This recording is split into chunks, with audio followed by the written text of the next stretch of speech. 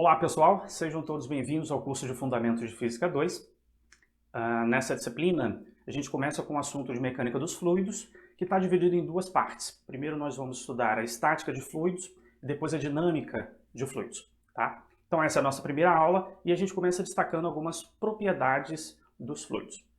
Antes disso, a própria definição do que significa um fluido. Tá? Então essa figura mostra para a gente o seguinte: três estados físicos da matéria: sólido, líquido e gasoso. Deixa eu usar um pointer, tá? Para a mesma substância. Essa molécula aqui é uma molécula de oxigênio, aqui também é oxigênio e aqui também é oxigênio. A única diferença entre elas são as condições termodinâmicas, né? Então, temperatura e pressão aqui são diferentes para que elas estejam num estado de agregação diferente, tá? Bom, legal. O que é um fluido? Fluido é qualquer substância que pode escoar e adquire a forma do próprio recipiente onde ele está ali alojado. Tá certo? Então, em termos dos estados físicos da matéria, que vocês podem ver aqui nessas três figuras, os fluidos são todos os líquidos e gases. Tá? Esses materiais têm a capacidade de escoar mediante alguma condição mecânica, seja ela de diferença de pressão. Tá? Então, é permitido a esse tipo de material escoar. Então, quando a gente fala fluidos, pessoal, a gente já está levando em consideração que estamos falando tanto de líquido quanto de gases, tá? E a gente vai discutir algumas particularidades desses líquidos e gases. Antes disso, essa própria figura mostra pra gente que a diferença entre sólido, líquido e gasoso, uma diferença visível, está aqui no distanciamento entre essas moléculas, né? São moléculas idênticas, é a mesma substância, de novo, oxigênio, tá certo? E à medida que eu saio do sólido para o gás, a única diferença é que essas moléculas estão cada vez mais distantes, tá? E isso vai trazer alguns impactos. Tá? Porque essas moléculas, elas têm atração entre elas, elas interagem entre elas. Então, se elas estão muito próximas ou muito distantes, isso vai dar características diferentes a esse tipo de materiais. Tá? Bom, nesse sentido, eu discuto um pouquinho das características de um líquido. Um líquido é coeso e aproximadamente incompressível. O que eu estou querendo dizer com isso? Né? A coesão vem justamente dessa situação do líquido ter as suas moléculas nem muito próximas, e nem muito afastadas. Isso significa que ainda existe interação entre essas moléculas, né? Então, nesse processo atrativo entre as moléculas, o material ele possui um nível de coesão. Tanto que uma gota de chuva, por exemplo, ela tem um formato esférico. O formato esférico é justamente a atração dessas moléculas e acaba reduzindo o volume para o menor volume possível para esse conjunto de moléculas, que seria uma esferazinha. Tá? Então, isso que eu quero dizer com coesão. Eu digo também que o líquido é aproximadamente incompressível, porque compressibilidade é uma característica comparativa entre um fluido e o outro, né? Ele é aproximadamente incompressível porque é extremamente difícil você conseguir comprimir o fluido com uma diferença de pressão. Tenta fazer um experimento imaginário, coloca numa seringa um líquido, água, por exemplo, tá? Tampa a saída e tenta pressionar o êmbolo, o pistão. Tá? Você vai ter uma enorme dificuldade em pressionar esse fluido e variar o volume dele, diminuir o volume dele. E isso advém do fato do fluido ser aproximadamente incompressível, é extremamente difícil você conseguir comprimir. Tá? E uma das razões para que isso seja uma característica de um líquido é que essas moléculas já estão muito próximas uma das outras. Né? Então o espaço que ela teria para confinar novas moléculas ali reduzindo o volume é um espaço reduzido. Daí a dificuldade. Tá? Bom, e quanto ao gás, eu destaco as características de sem coesão e compressível. Por que sem coesão? Bom, fica um pouco simples da gente entender a partir da definição do líquido, né? Vocês não conseguem observar, por exemplo, uma gota de gás. Essas moléculas estão tão distantes que não tem mais interação atrativa entre elas, tá? Então perde totalmente a coesão e um gás assume a forma total do líquido do recipiente que confina esse fluido, tá? E eu digo que o gás ele é compressível. Os gases eles são muito mais compressíveis do que um líquido. Nesse mesmo experimento mental, se você troca a água da seringa por um gás, por exemplo, se você tenta pressionar o pistão, você vai ver que você consegue reduzir o volume do gás. Tá? E essa característica vem do fato dessas moléculas estarem muito distantes umas das outras e ter essa facilidade de colocá-las mais próximas. Tá? Então essas são as características de líquidos e gases que são os nossos fluidos, tá? Bom, uma outra pergunta interessante e que muita gente confunde é o conceito de massa específica, densidade e densidade relativa. Às vezes as pessoas misturam, tem diferença, é uma diferença sutil e vale a pena a gente discutir aqui um pouquinho, tá? Bom, a massa específica, pessoal, é uma característica de uma substância. Já a densidade é uma característica de um corpo, ou seja, de um objeto, tá? São calculadas com a mesma equação. A densidade ou massa específica é calculada através da razão entre a massa pelo volume, em unidades do Sistema Internacional, quilograma por metro cúbico, tá? Mas existe uma diferençazinha sutil entre elas, e essa diferença fica mais clara quando esse objeto, esse corpo, ele tem espaços vazios lá dentro, tá? Então imagine que eu tenho um objeto com espaços vazios. O termo correto seria o cálculo da densidade. Eu pego a massa do corpo e divido pelo volume do corpo, tá? Para exemplificar um pouquinho melhor essa discussão, imagine aqui, por exemplo, o corpo rochoso. Isso aqui é uma rocha, tá? Um meio poroso, que tem esse seu material sólido, né? Uma composição lá mineralógica sólida, mas tem espaços vazios lá dentro, tá? Então, o cálculo de densidade envolve a massa de todo o objeto dividido pelo volume de todo o objeto, tá? Já para ter um contraste, aqui no fluido, por exemplo, imagina que você tem um fluido e você seleciona uma região, um volume de fluido, ou um objeto de fluido, tá? Nesse objeto de fluido, nesse elemento de fluido, se você olhar microscopicamente lá dentro, ele está totalmente preenchido com o próprio fluido, ele não tem espaços vazios, tá? Então, o conceito correto aqui seria o cálculo da massa específica desse fluido, uma vez que ele não tem ali espaços vazios. Tá? Legal, então essa diferença sutil entre eles. Entretanto, no caso de fluidos, se você for calcular a densidade, massa por volume, o resultado que você tem é o mesmo, uma vez que nessa região de fluido você não tem esses espaços vazios que eu mencionei. Embora, se você olhar com cada vez mais profundidade, se você olhar o lado micro do fluido, vai chegar uma hora que você vai ver uma molécula numa posição e uma outra molécula numa outra posição, e aqui seria um espaço vazio. Isso significa que todo fluido ele tem uma natureza granular, né? Só que para estudar a mecânica dos fluidos, a gente adota uma hipótese que é chamada de hipótese do contínuo. Tá? Então nunca nós iremos observar essa região de vazios no fluido. É como se ele tivesse preenchendo o espaço, né, continuamente. Tá? Bom, o último conceito então é a densidade relativa, que é um pouco mais simples. Então só para enfatizar, se você estudar num Halliday, por exemplo, ele vai chamar de densidade de fluidos. Se você utilizar outro material, talvez um Tipler, você vai encontrar massa específica do fluido ou vice-versa. Tá? Para o caso de fluidos, isso não é muito um problema, mas vale essa nossa discussão e ficar atento às definições de cada grandeza física. Tá certo?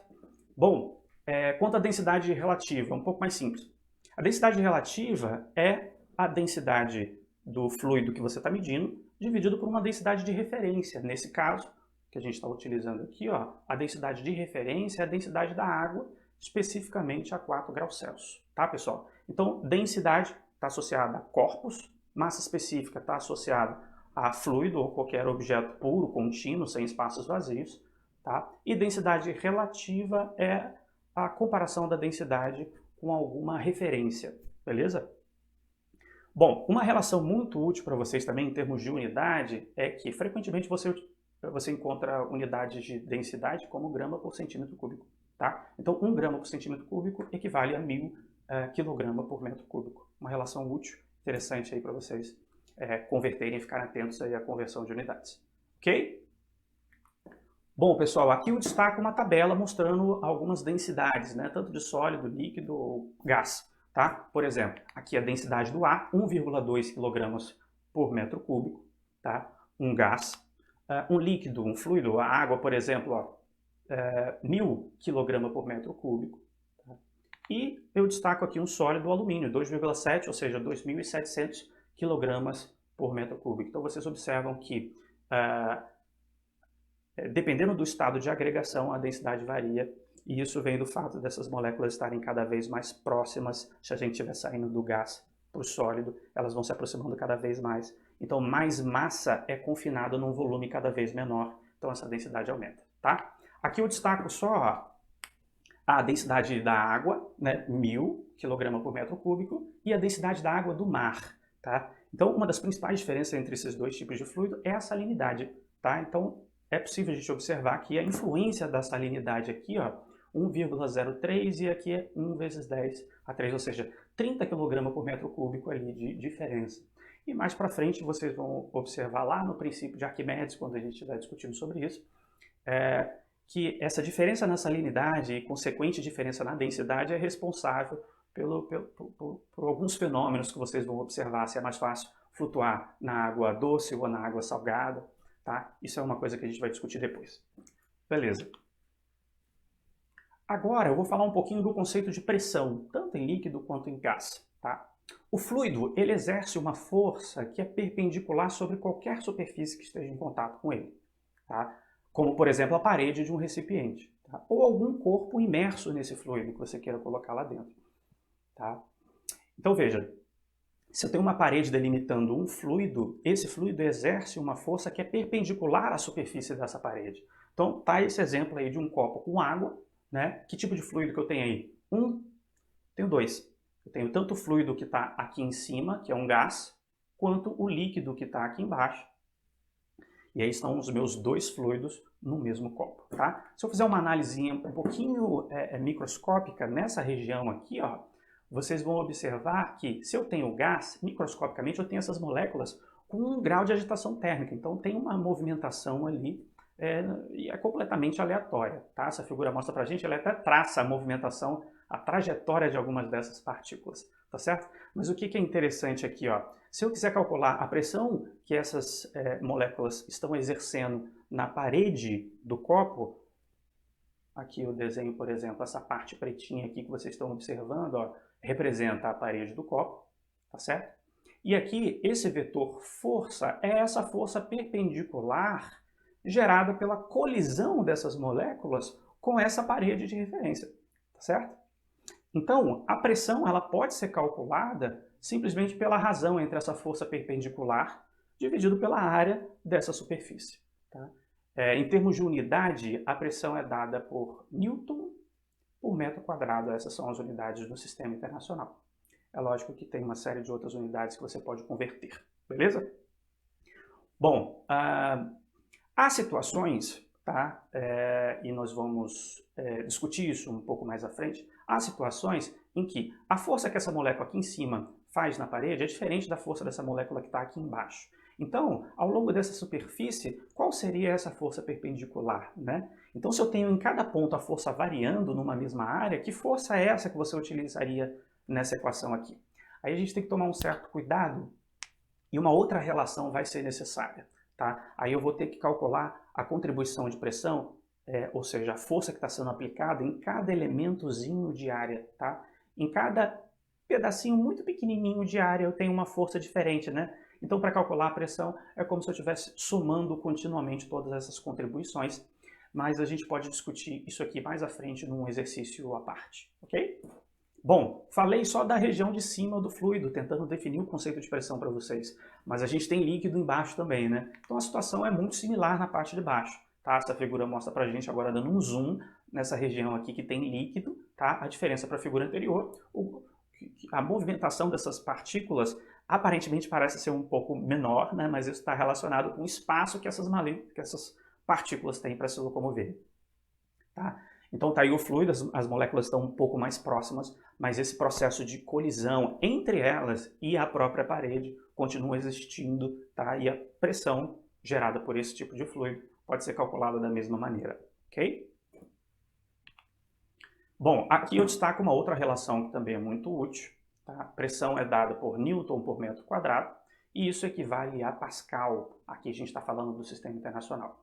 Uma unidade muito utilizada também é a atmosfera. Então, um ATM 1,013 vezes 10 a quinta Pascal. Então, é ficar atento aí nessas unidades e nas suas conversões. Tá certo? Bom, aqui, ainda nesse contexto de pressão dos fluidos, eu vou propor um experimento intuitivo aqui para vocês. Imagine que você tem um recipiente, um reservatório contendo água. Esse reservatório ele tem vários orifícios, ele tem vários furinhos, que você está vendo aqui, ó. E esses furos, eles têm a mesma área, beleza? Então, a área é a mesma. Se eu abrir esse furo de cima, vai sair um jato de água. O que acontece se eu ir abrindo os outros furos? Eu vou ter esse tipo de trajetória que vocês estão vendo aí. Isso vocês podem fazer na casa de vocês naturalmente, tá? Vocês podem pegar um copinho de vocês aí e tentar furar, mas tem que ter o controle de ser a mesma área, tá? Pega o copo mais caro que vocês têm em casa. Enfim, agora, o que dá pra gente discutir aqui nesse experimento mental, né? Primeiro, esse jato lá de cima é um jato mais fraco. Testa isso aí na sua casa, você vai ver que é. Tá? Isso significa, se ele é um jato mais fraco, significa que essas moléculas de água aqui, ó, saem com uma velocidade menor. Tá? E também vocês vão observar que o último jato é o jato mais forte. E isso naturalmente está associado com a velocidade que a água sai desse orifício. Essa velocidade é um pouquinho maior do que a velocidade lá de cima. Tá? Se você fizer infinitos furos continuamente, tá? Todas essas trajetórias elas vão passar por uma reta tangente que a gente chama de envelope, tá certo? Bom, mas o que a gente consegue discutir aqui nesse experimento mental é que se a velocidade que essas partículas saem daqui é menor do que aqui embaixo, significa que a força que essas partículas estão submetidas, a força aqui embaixo é muito maior do que a força aqui em cima. Isso justifica essa diferença nas velocidades. Tá? Agora, como esses orifícios têm mesma área e pressão é força sobre essa área, a gente acaba concluindo que à medida que você caminha de forma mais profunda aqui no líquido, a pressão acaba aumentando. Tá? Então, quanto maior a profundidade, maior a pressão exercida pelo fluido. Tá? Então, um experimentozinho mental, mas leva a gente a pensar um pouquinho. Então, quanto mais profundo, maior a pressão. Sim. Quando você vai mergulhar, por exemplo, você sente cada vez mais dificuldade, seus tímpanos sentem um aumento de pressão à medida que você vai ganhando profundidade. Tá? E isso está relacionado naturalmente com a quantidade de líquido, né? Com a altura de líquido que você tem acima. Tá? Então a gente vai ver isso aí com detalhes a partir de agora. Tá? Então, nesse experimento mental, intuitivamente vocês já pensaram que à medida que a profundidade aumenta, a pressão também aumenta. Então vamos tentar definir, deduzir uma equação aqui através de um modelo que nos permita calcular qual o valor dessa pressão em função dessa profundidade ou de alguma altura. Tá? Então, para isso, pessoal, considere esse outro reservatóriozinho aqui, ó, contendo água. Tá? Aqui tem um sistema de referência, tá vendo? XY, onde y é igual a zero em cima da superfície do fluido, em cima da superfície da água ali, no caso. Tá? Agora, imagine que você tem aqui dentro um paralelepípedo, um bloco, por exemplo, que é um bloco que é do próprio fluido, tá? Ou imagine que você tem ali um paralelepípedo virtual, tá? Não existe material ali, mas imagine que você seleciona um bloco de fluido naquela região ali, tá? O que tem no interior desse bloco? O próprio fluido, por isso que ele não está subindo, não está nem descendo, tá certo? Então, isso a princípio não parece ter muita lógica, mas ajuda a gente a definir e deduzir um modelo para vocês, tá? Bom, importante aqui mencionar que se aqui é y0, ou seja, na nossa referência na superfície, tá? y1 é a primeira profundidade, é a profundidade da tampa de cima desse bloco, tá? E y2 é a profundidade da tampa de baixo desse bloco. H, nessa figura aqui, e eu quero que vocês prestem bem atenção, é justamente a diferença entre essas profundidades, né? Que eu chamei de y1 e y2 aqui. Tá? Legal. A partir dessa construção, desse modelo, vamos tentar calcular as forças que estão agindo nessa tampa de cima e nessa tampa de baixo desse elemento de fluido. Tá? Bom, essa figura mostra pra gente, pessoal, que na tampa de cima, a tampa de cima ela está submetida a uma força, essa força é gerada pelo líquido que está aqui em cima. Nós já vimos na animação anterior que essa colisão entre essas moléculas com uma superfície acaba gerando pressão nessa superfície que pode ser calculada. Então, essa é a força que está agindo através dessa superfície. A área dessa superfície aqui em cima é igual à área da superfície aqui embaixo, tá certo? Mas, por enquanto, nessa figura, o foco é só a superfície de cima. Essa força aqui eu vou chamar de F1, tá? E nessa superfície aqui, nessa primeira superfície de cima, está agindo uma pressão que eu vou chamar de P1, que é essa força dividida pela área, tá certo? Bom, nessa outra figura aqui, vocês conseguem observar a força que está agindo nessa tampa de baixo, tá? Essa tampa de baixo está em contato com o fluido daqui de baixo. né? Então aquela agitação molecular vai ser responsável pelo surgimento dessa força aqui, F2. Tá? Então, as forças que atuam na tampa de cima e na tampa de baixo já foram definidas. Uma última força que está agindo nesse meu elemento de fluido é a força gravitacional, tá certo? Então, a força gravitacional age nessas partículas de fluido que estão aqui dentro dessa caixa imaginária e tem direção e sentido para baixo, ok? Bom, baseado nisso, pessoal, a gente consegue fazer um diagrama de corpo livre desse elemento de fluido, tá? Destacando aqui todas as forças que estão agindo na vertical, tá? Então, esse elemento de fluido está submetido a uma força F1 para baixo, a uma força gravitacional para baixo, mg, e a uma força para cima, que a gente chamou de F2, tá certo? Bom, se esse elemento de fluido, se essa caixinha não sobe nem desce, significa que as forças que estão para cima são iguais às forças que estão para baixo. A gente pode utilizar aqui essa condição de que no equilíbrio o somatório de forças na direção vertical é nulo. Tá? Como todas as forças aí estão na vertical, eu posso escrever aqui em termos das suas componentes de que F2 é igual a F1 mais o mg, que seria a força-peso. Tá?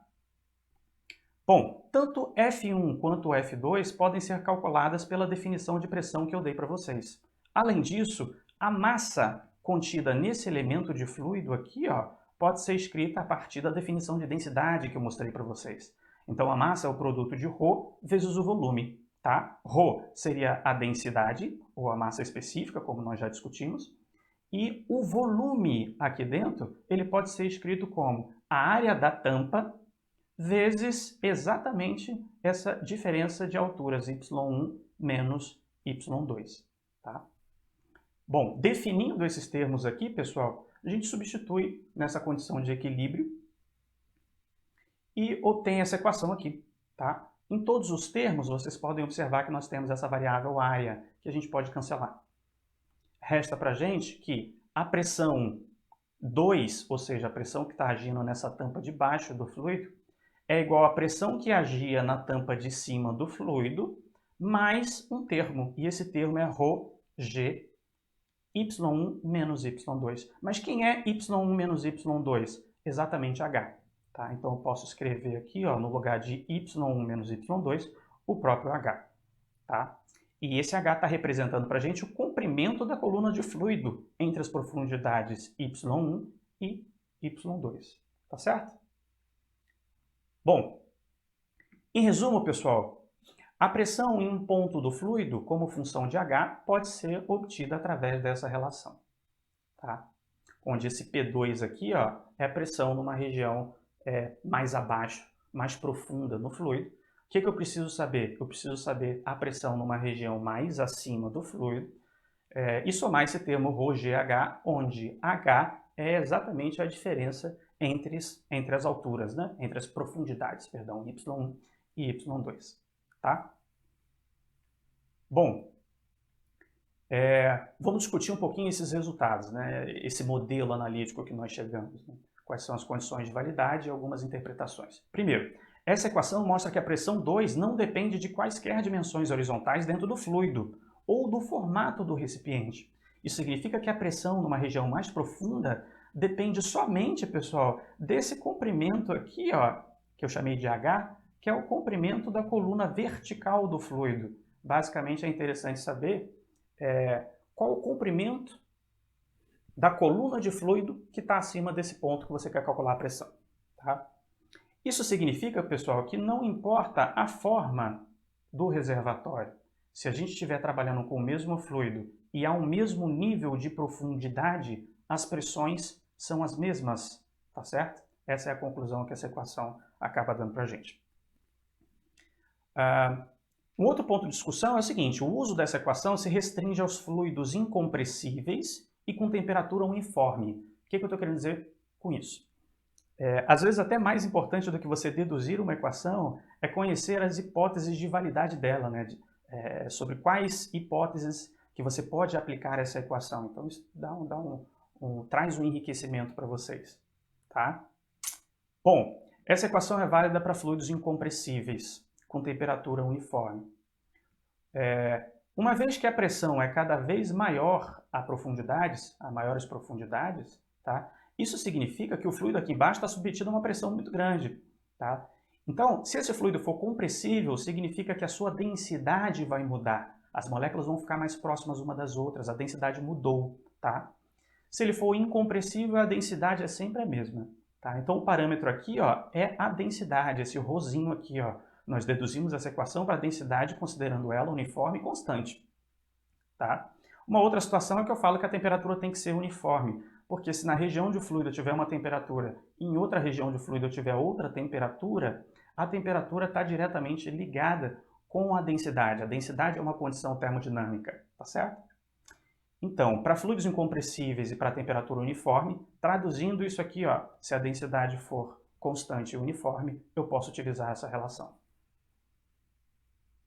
Bom, essa última aqui é uma conclusão que a gente já discutiu, né? Há uma mesma profundidade, todos os pontos possuem a mesma pressão, se a gente estiver falando aqui do mesmo líquido, tá?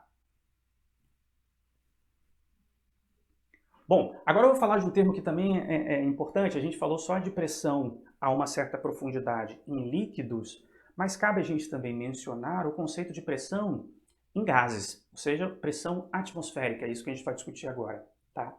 Então aqui está uma representaçãozinha, pessoal, que vocês podem ver, da distribuição das partículas na nossa atmosfera, tá? Então aqui as moléculas estão mais afastadas, né? Isso é um diagrama ilustrativo que mostra pra gente que a densidade ali seria menor, tá? E à medida que você vai se aproximando da superfície aqui da Terra, a densidade vai ficando maior, ou seja, mais massa de moléculas estão mais próximas, num menor volume, isso aumenta a densidade, tá certo? Bom, por que isso é importante, né? Primeiro, definindo aqui, pressão atmosférica é gerada pela coluna de ar atmosférico que circunda a atmosfera da Terra, tá?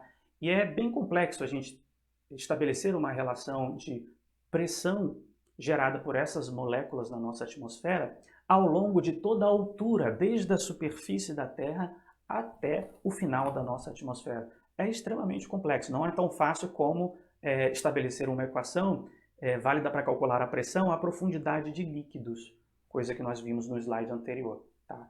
Trabalhando com a parte atmosférica é um pouco mais complexo, dada a complexidade dos fenômenos físicos e químicos que ocorrem na atmosfera. Essa figura está mostrando para a gente, pessoal, as diferentes camadas atmosféricas, tá? Em alturas aqui características, né? Então a gente tem lá a troposfera, estratosfera, mesosfera e termosfera, tá? E esse outro gráfico aqui para a gente mostra, ó, como é o perfil de distribuição da temperatura em função da altitude, tá? E se a temperatura está variando, a densidade também vai variar, e eu não posso simplesmente usar a relação que eu usei no slide anterior nesse caso, tá?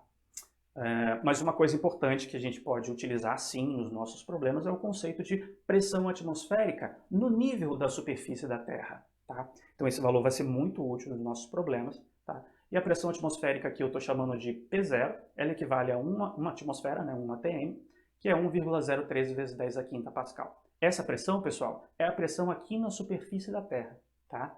Ah, professor, eu quero saber a pressão ao longo dessa altura, ou numa altura muito acima, eu quero saber a pressão atmosférica aqui na mesosfera. Será que a densidade daqui da superfície até a mesosfera se manteve constante e uniforme? Não, tá?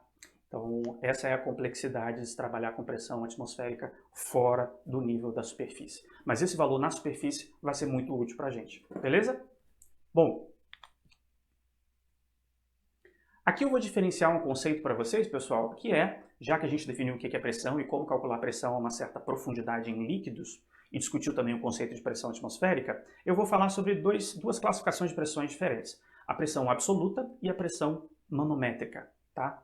Bom, considere esse recipiente aqui, pessoal, e eu estou interessado, ó, o meu Y1 agora está na superfície e o Y2 está num determinado ponto P. Então o meu H, ele acaba virando a própria profundidade de líquido, tá certo? Então tem aqui nível 1 e nível 2, tá? Se eu calcular aqui a pressão que está agindo nesse ponto P, através da equação que nós já definimos, eu posso escrever dessa forma, ó, a pressão no ponto P, que seria o nosso P2, é igual à pressão no nível acima de referência, então eu tenho o valor aqui, ó, da pressão atmosférica, tá? Um P0, que nós vimos no slide anterior, tá? Mais esse produto ρGH, onde H é exatamente a coluna de fluido, beleza? Essa pressão aqui, pessoal, é chamada de pressão total ou pressão absoluta, tá? Porque ela está levando em consideração tanto a pressão da coluna de líquido como a própria pressão das moléculas de gás na atmosfera, tá? Então, como está somando todas essas pressões, a gente chama de pressão absoluta. Bom, se eu passar o P0 para o outro lado, eu já tenho um conceito um pouquinho diferente, tá? O que eu determino aqui, ó, através desses parênteses, é a diferença entre pressão absoluta e pressão atmosférica. Essa diferença tem um nome específico que é chamada de pressão efetiva ou pressão manométrica. Nesse caso, eu não estou levando em consideração a pressão atmosférica, tá certo? Vejam que aqui ó, a definição de pressão manométrica é uma pressão somente, nesse exemplo aqui, ó, devido à camada de líquido, tá? Essa pressão atmosférica aqui não foi somada, portanto essa pressão manométrica ou efetiva não representa a pressão total, tá certo? Essa discussão é importante porque alguns sensores de pressão medem pressão absoluta e outros somente pressão manométrica. Então é importante a gente saber diferenciar um tipo de pressão do outro. Tá? Falando sobre sensores, então, eu apresento o primeiro, que se chama manômetro. Um sensor muito simples, tá? É um manômetro de tubo aberto, manômetro em U, tá? E o objetivo dele, pessoal, na realidade, um manômetro é só esse tubo em U aqui, ó. Tá? O objetivo dele é o seguinte: acoplar esse manômetro a um sistema que se deseja medir essa pressão. Tá? Vamos entender um pouquinho o contexto dessa figura aqui. Ó. Imagine que você tem um recipiente, que aqui tem um gás. Tá? A densidade, nós vimos lá naquela tabela, né? A densidade do gás é muito menor do que a densidade do fluido. Tá, pessoal? Então você pode pensar em algumas situações que a densidade do gás é desprezível em relação à densidade de um fluido. Tá? Bom, esse reservatório aqui, pessoal, ele está submetido a uma pressão P, e eu quero determinar essa pressão P. Como é que eu faço? Eu uso um manômetro, que é um tubo em U preenchido com fluido de referência. A princípio, sem acoplar um dos lados desse tubo ao sistema que eu quero medir a pressão, sem acoplar, o nível de fluido nesse tubo ele vai estar nivelado no mesmo nível. A esquerda e a direita vai ter o mesmo nível do fluido. Tá? Agora, quando eu acoplo um dos lados a esse sistema que eu quero medir a pressão, você observa um desnível. Tá? Então, ó, a partir aqui ó, dessa retinha pontilhada que eu falei aqui, que é o mesmo nível, né? Y1 é essa coluna de fluido, Y2 é essa coluna de fluido maior. Vejam que Y1 e Y2 são diferentes e essa diferença foi motivada por essa pressão dentro desse reservatório aqui. Tá? Então é como se esse reservatório expulsasse esse fluido e naturalmente Y2 tem que aumentar. Tá certo? Bom, a diferença aqui entre Y2 e Y1, ou seja, o meu desnível, eu chamei de H. É importante mencionar, pessoal, que aqui em cima esse tubo é aberto. Então ele está aberto a essas moléculas do ar atmosférico. Tá? Então a pressão aqui em cima na superfície do líquido é a pressão da camada atmosférica. Tá? Então a pressão aqui é a pressão atmosférica. Alguns livros chamam de PATM, eu chamo de P0. Tá? Ok, qual vai ser a estratégia? De que forma que a gente consegue medir de fato a pressão nesse reservatório aqui, ó, de pressão desconhecida? Tá? Se vocês observarem, nessa reta pontilhada, a gente tem o mesmo fluido, que é o fluido que estava no manômetro, tá? E esses dois pontos aqui e esse ponto aqui, eles estão no mesmo nível. Isso significa que esses pontos estão submetidos à mesma pressão. Então, o que eu vou fazer? Eu vou calcular a pressão nesse ponto, a pressão nesse ponto do manômetro e vou igualá-la. Bom, se eu faço isso, pessoal, veja, com um pouco de mais calma aqui com vocês, né? A pressão nesse ponto aqui seria quem? A pressão do reservatório, que eu desconheço, mais a pressão dessa coluna de líquido, que é ρGH1. Essa equação foi o modelo que a gente já deduziu. Nesse outro lado, pessoal, a pressão aqui é a pressão aqui em cima, na interface entre ar e líquido, tá? Que é a pressão atmosférica, mais a pressão de toda essa coluna de fluido aqui. Então, portanto, a pressão nesse ponto aqui embaixo é pressão atmosférica mais ρGY2. Tá? Só que ó, é o mesmo fluido, é o mesmo nível aqui, ó, então essas pressões são iguais. Se essas pressões são iguais, eu consigo escrever essa relação que está aí em cima. Tá? Então, nesse sentido, eu posso usar um algebrismo e gerar ali P menos P0, tá? Ou seja, a pressão dentro do reservatório menos a pressão atmosférica. Bom, nesse caso eu consigo calcular isso aqui, ó, P menos P0 é igual a ρgh. Ou seja, a pressão manométrica associada a esse reservatório aqui, ó, é simplesmente o produto de ρgh.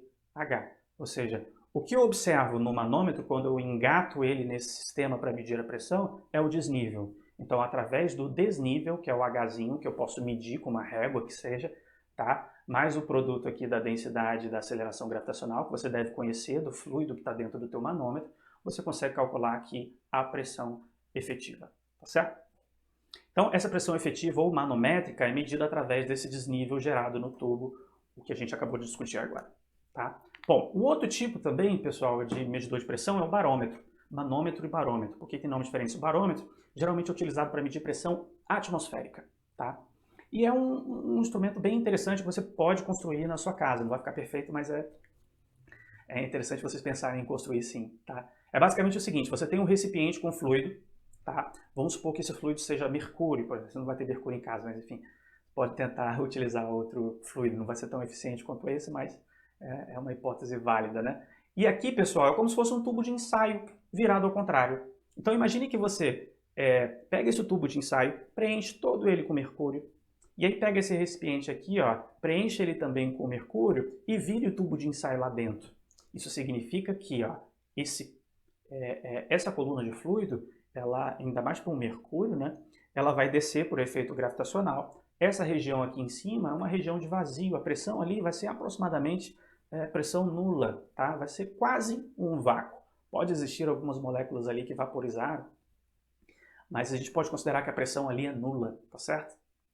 Bom, adotando o sistema de referência aqui embaixo como meu nível 0 de altura, pessoal, Y1 é o nível da altura aqui no copo e Y2 é o nível da altura aqui dentro do tubo de ensaio. De novo, o desvio é dado aqui, o desnível, né, por Y1 menos Y2. Tá? Agora, o que é relevante? Eu tracei aqui, pessoal, uma linha pontilhada, tá? É o mesmo fluido e o mesmo nível. Significa que em todos os pontos nessa linha pontilhada, a pressão é a mesma. Eu pergunto para vocês, qual é o valor da pressão aqui nessa parte do fluido aberto à atmosfera? É exatamente a pressão atmosférica. Tá? Agora, dentro do tubo de ensaio, como está no mesmo nível, o mesmo líquido, também tem que ser a própria pressão atmosférica. Tá? Então, fazendo análise desses dois pontos, a gente consegue extrair o valor da pressão atmosférica da seguinte maneira. Veja, como é que eu calcularia a pressão aqui nesse ponto usando o modelo que nós definimos para pressão a uma profundidade de líquido? Né? Eu faria o quê? Eu somo a pressão aqui na superfície, que é 0, mais a pressão relativa a essa coluna de fluido aqui, ou seja, 0 mais ρgh, tá? Onde essa coluna de fluido é exatamente a definição de H, que é Y2 menos Y1 para essa figura aqui, tá certo? E essa pressão, pessoal, a pressão nesse ponto tem que ser igual à pressão atmosférica, portanto, P0. Tá? Então, dessa forma aí, eu acabo calculando P0. Essa é a ideia do barômetro, pessoal. Se vocês observarem, ó, o barômetro ele mede pressão atmosférica. De forma que a pressão, de que forma a pressão atmosférica ela pode interagir com esse sensor? Veja, toda essa parte do copo aqui está aberta à atmosfera. Né? Então, se essa camada de ar exerce uma pressão maior nesse fluido, seria equivalente a você tentar pressionar esse fluido externo ali no copo. O que aconteceria? Essa coluna de fluido tenderia a preencher esse espaço aqui vazio. Então, quanto maior a pressão que você exerce aqui fora, maior seria esse nível aqui de altura, né? Então, dessa forma é possível medir aí a pressão atmosférica usando esse dispositivo que é um barômetro, ok? Bom, então a pressão atmosférica é medida através do comprimento da coluna de mercúrio. Tá bom, pessoal? Bom, por fim, a gente vai discutir aqui um princípio que é chamado de princípio de Pascal. Tá? O que ele diz? Uma mudança de pressão aplicada num fluido que é incompressível, e vocês já sabem o que é um fluido incompressível agora, ela é transmitida integralmente para todas as porções do fluido e paredes do reservatório. Uma aplicação muito importante, e do cotidiano também, né, desse princípio, é a prensa hidráulica. Né? Você vai levar um carro e o mecânico suspende o teu carro, certamente ele está usando ali uma prensa que é baseada no princípio de Pascal. Tá? Bom, Isso aqui é um sistema análogo, né? Então, basicamente, você tem um fluido aqui, nesse caso, óleo, tá? Então, aqui você tem um pistão e aqui você tem outro pistão. Uma diferença que vocês estão vendo aí brutal no vídeo é que o pistão número 1, ele tem área 1, que é menor do que o pistão número 2, que tem área 2, tá? A questão aqui é que, imagine que você pressione, você mesmo aplica uma força F1 nesse pistão número 1. Veja, se você tem essa força F1, e se você tem o valor da área desse pistão, você calcula a pressão que está agindo nesse nível aqui de fluido. Essa pressão foi uma pressão induzida por você mesmo, tá? Então veja, olha o que diz o princípio. Uma mudança de pressão aplicada num fluido é transmitida integralmente para todas as porções do fluido e paredes. Isso significa que essa pressão adicional que você colocou, ela vai ser transmitida para todas as partes do fluido, inclusive para essa parede do pistão 2, tá certo? Bom, o que isso significa, pessoal?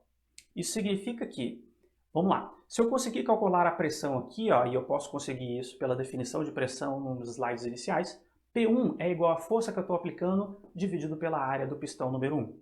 Eu posso definir também P2, força 2, tá vendo? De onde saiu essa força aqui, pessoal? Veja, aplicando o princípio, se eu dei um incremento de pressão aqui nesse pistão, esse incremento de pressão é distribuído por todo o fluido, tá? Isso significa que esse pistão aqui, ó, ele vai ter um adicional de pressão nesse fluido que está em contato com o pistão, tá? Vai ter um adicional de pressão ali, tá? E pressão é força sobre área. Então essa força 2 aqui, ó, advém da minha interação, ela só existe porque eu pressionei o fluido ali aplicando uma força F1 naquela área do primeiro pistão, tá? Bom, o que eu quero dizer com isso? Onde a gente vai chegar, né, com isso? Aplicando o princípio de Pascal, eu posso escrever essa relação aqui, ó. Veja que aqui eu tenho o mesmo nível de fluido, tá vendo? É o mesmo nível de fluido, significa que a pressão aqui é igual à pressão aqui. Isso significa que a pressão 1 é igual à pressão 2 nesse caso. Então, F1 sobre A1 é F2 sobre A2. E essa é uma relação muito interessante, é uma aplicação desse princípio de Pascal, tá? E ela diz pra gente o seguinte, se eu colocar aqui, ó, se eu colocar em evidência quem é F2, né, se eu isolar F2, eu chego nessa relação que é uma relação muito interessante. Veja, a força que esse pistão 2, a força que ele experimenta, motivada por essa força F1 aqui, ó, depende, de fato, da força que eu apliquei lá em F1, mas depende de uma razão aqui entre parênteses. Essa razão é interessante, tá? Que é A2 sobre A1, onde A2 é a área do pistão 2 e A1 é a área do pistão 1. Isso significa que quanto maior esse pistão 2, maior a força que esse pistão vai sentir, tá certo? E isso é interessantíssimo, porque com uma força pequena aplicada a F1, eu consigo que um pistão seja submetido a uma força F2, que é uma força grande, tá? E o quão grande, naturalmente, depende dessa razão aqui entre as áreas do pistão, tá? Então, uma aplicação muito legal aí de prensa hidráulica. Se esse pistão sente uma força muito grande F2, é possível equilibrar com um carro, então eu consigo suspender um carro usando esse princípio de Pascal. Beleza? Legal, então aqui só para finalizar, né, portanto, devido ao princípio de Pascal, aplicando uma força menor no pistão F1, o pistão F2 sofre uma força maior, F2, que pode ser utilizada para levantar objetos pesados, coisa que a gente já discutiu, beleza? Ainda nesse contexto, pessoal, vocês devem ter observado nessa figura que tem aqui um D1 e um D2, né? Vamos fazer uma análise da distância percorrida por esse pistão, tá? Veja bem, se eu aplico uma força F1 nesse pistão, vamos considerar que esse pistão desça até essa profundidade aqui, ó, D1. Então, a distância percorrida pelo pistão 1, D1. A distância percorrida pelo pistão 2 vai ser D2. E você observa de fato aqui na figura que D2 é menor do que D1. Tá? Isso tem um pouco de lógica sim, veja. Esse princípio é aplicado a um fluido incompressível. Tá? E significa o seguinte, se esse pistão aqui, número 1, ele vai descer até o nível D1 aqui, eu posso calcular esse volume de fluido. Tá? Agora, vocês concordam comigo que esse volume de fluido tem que ser adicionado do outro lado? Se o fluido fosse compressível, você ia acabar amassando as moléculas, reduzindo o espaço entre elas, né? Se o fluido é incompressível, o volume de fluido que saiu dessa coluna da esquerda, ele tem que aparecer aqui na coluna da direita. Como essa área aqui desse pistão 2 é maior, naturalmente a distância que ela precisa percorrer, que esse pistão precisa percorrer, para ter o mesmo volume de fluido a mais, é menor, tá? Então, escrevendo em termos analíticos tudo isso que eu falei, eu só estou dizendo que o volume de fluido que foi deslocado do lado esquerdo tem que ser igual ao volume de fluido que apareceu no lado direito, tá certo? Então, nesse caso, ó, como é que eu calculo o volume? Área vezes esse deslocamento do pistão. Então, eu tenho A1, D1 é igual a A2, D2. E aí, com isso, eu chego a essa conclusão. Ou seja, D2, olha, a distância que esse pistão vai percorrer depende de D1, naturalmente, do quanto esse pistão se moveu. Mas depende desse fator aqui, que é inverso do fator anterior. Você pode dar um pausezinho ou voltar o vídeo. Você vai ver que é o inverso. Agora, ao invés de A2 sobre A1, é A1 sobre A2. E A1 é menor, A2 é maior. Essa área aqui é maior desse pistão 2, tá? Isso significa que esse termo aqui, entre parênteses, essa razão, é um número muito pequeno. Isso justifica D2 ser menor do que D1, tá? Então, só para concluir, como consequência também do princípio de Pascal, durante a movimentação desses dois êmbolos, a distância D2 ela é menor do que a distância D1, tá certo? Então, ó, isso aqui, ó, reparem aqui, ó, D2 maior do que D1, eu tenho que inverter, é menor, tá? Isso aqui eu vou corrigir, tá certo? Bom, por fim, pessoal, vocês podem ter a curiosidade de tentarem discutir o que acontece a nível de energia, né? Nesse sistema. A energia se conserva, a energia não se conserva. Então, uma coisa interessante é a gente tentar calcular, já que eu estou aplicando ali uma força num pistão e ele se move uma distância D1, né? Eu posso calcular o trabalho, tá? Tanto na movimentação de um quanto no outro. Vamos fazer o seguinte, vamos calcular o trabalho realizado pela força 2, essa força que esse pistão aqui está sentindo. Como é que eu calculo o trabalho? O produto da força vezes o deslocamento, tá? Uma vez que tanto a força quanto o deslocamento são dois vetores que têm mesma direção e sentido, tá? O produto escalar da definição do trabalho, né, acaba gerando esse produto aqui entre o módulo da força e o próprio deslocamento. Então eu tenho F2 vezes D2. E eu, nos dois últimos slides, né, eu mostrei para vocês uma equação para F2 e uma equação para D2. Se eu substituir essas duas equações, eu tenho essa relação, tá? Então vejam que esse A2 pode cancelar com A2, o A1 pode cancelar com A1, e o que eu tenho líquido aqui é que o trabalho realizado pela força 2 durante esse deslocamento é igual ao próprio trabalho realizado pela força 1 relativo ao deslocamento D1. Como o trabalho mede transferência de energia, pessoal, se eu aplico uma força no pistão, eu estou transferindo energia do meu corpo para o pistão. Se o pistão número 2 ele acabou se movendo, o que a gente acabou concluindo com essa equação aqui? Ó? Que a energia que eu injetei no sistema via pistão número 1 é a mesma energia associada à movimentação do pistão 2. Tá? Então, essa prensa hidráulica é um tipo de equipamento que, nessa nossa discussão aqui, ó, conserva completamente a energia. Tá? Então, o sistema aqui, nesse caso, não tem dissipação de energia. Tá? A energia que eu adiciono de um lado, eu recebo a mesma energia do outro lado. Tá? No mundo real isso não acontece. Tá? Então se eu aplico uma força F1 num fluido que é um fluido real, esse fluido ele tem uma propriedade física que se chama viscosidade. A viscosidade é o atrito entre as camadas de fluido durante um escoamento ou movimentação dele. A grande questão é que o atrito entre essas camadas gera calor. Então calor é energia e essa energia tem que vir de algum lugar. Essa energia térmica, né, de origem térmica, energia de dissipação, ela rouba a energia que você acabou injetando na primeira parte ali no pistão número 1, entendeu? Então, naturalmente, a energia associada à elevação ao pistão 2 no mundo real é menor por efeitos dissipativos, mas a gente não vai estar considerando isso aqui. Tá certo? Então, nesse exemplo, mostrei para vocês o princípio de Pascal, e aqui só para resumir, a energia gasta para movimentar o pistão 1 é a mesma energia para movimentar o pistão 2. A diferença é que, no primeiro caso, a força é menor, mas a distância é maior. E no caso do pistão 2, é o contrário. Eu tenho uma força maior aplicada no êmbolo 2, mas a distância que ele se move é uma distância menor. E isso tem aplicações como a prensa hidráulica. Tá bom? Bom, pessoal, era isso que eu queria falar para vocês na aula de hoje. Um forte abraço para vocês, bons estudos e até a próxima aula.